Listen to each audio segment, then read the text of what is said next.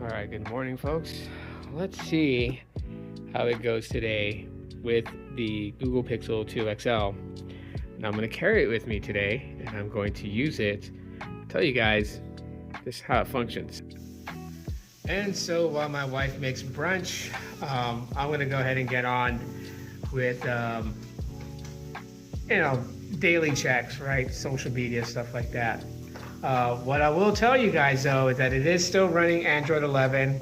This is a Verizon model, so I don't have a custom ROM on it, and the bootloader's locked, so I can't put a custom ROM on it. All the experience is basically Android 11, but apps still function on Android 11, so you can still, do YouTube, you can still do all that stuff on here. I think it's gonna be pretty interesting on how the camera functions with just one sensor on the back and one selfie cam on the front. Matter of fact, let me show you some demos.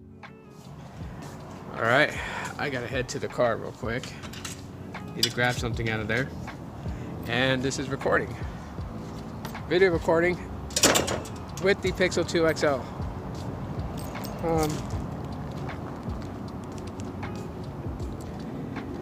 Let me grab what I gotta grab.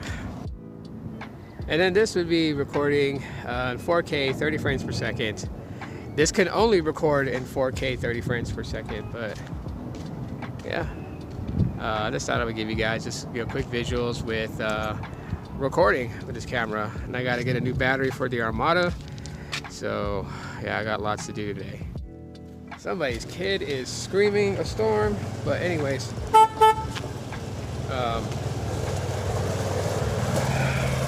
Maintenance people driving around. Anyways, I got what I needed, so. Selfie cam. You can't change to 4K or anything like that, so I believe this is just 1080p at 30 frames per second. So I don't think you can make the refresh rate go up. What up, Velvet? My dog greeting me at the door. Oh no, I got those. I'll hang the keys back up here. Okay, that's not exactly what I wanted, but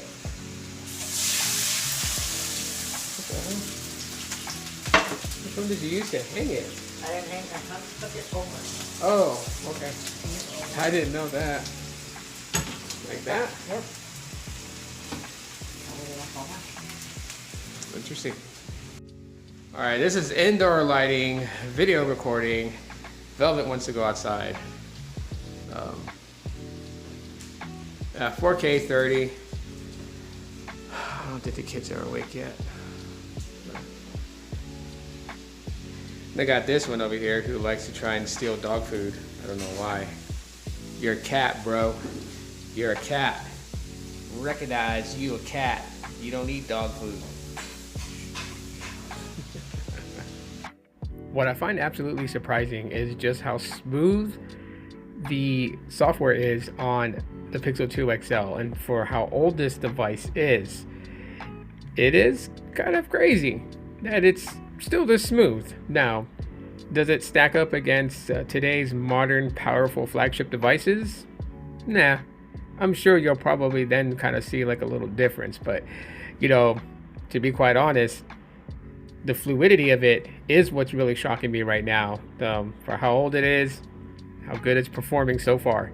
So for the longevity, I would say Pixel devices actually are good enough to go through a couple of years, even when they're no longer software supported, such as the 2 XL. On a nice note, shout out to the comment in this. And look, understand this, all right? Don't take offense if I reply and I reply with, the way that I reply to your comment. I'm just matching your energy, okay? Anyways, so the 2 XL, in my opinion, is still a pretty decent phone. Using it today, doing what I normally do, which is just social media, right? That's what a lot of people do on their smartphones, social media. They go on TikTok, they go on YouTube, they go on X, they go on Threads, wherever it is you may roam. But I can say that it is very, very surprising on how smooth this is. Now, I definitely won't recommend it for anyone to buy it to replace a device that they have and run this as a daily driver device, because it is outdated software. It hasn't had a security patch in a while, so vulnerabilities will be there. Now, unless you have an unlocked Google Pixel 2 XL and you flash a custom ROM on it, bringing it to like Android 15 or Android 14. I don't even know if there's Android 15 ROMs for this. I gotta look, but then, you have somewhat, of a fighting chance there with the security patch softwares that Google puts in it. But if you have a Verizon locked model like I do with the locked bootloader, you're pretty much like stuck on Android 11. And we're already on Android 16. So yeah, 5 major software updates behind is not really a good look. So something to play around with for nostalgic, sure. But to run as a daily driver, banking apps, that type of stuff on here, I wouldn't do it. But it is still a pretty decent phone.